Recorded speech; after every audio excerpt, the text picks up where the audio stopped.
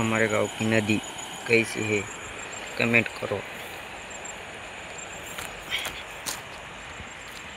ये गांव में जाने का रास्ता ऐसा है, अच्छा है क्या नहीं कमेंट करो,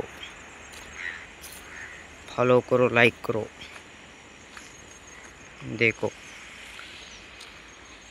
हमारे गाव की स्मशानभूमी, माणसं झालते त्याच्यात 10 माणसं झाली त्याच्यात, सुरू आहे सध्याला काम हिचं।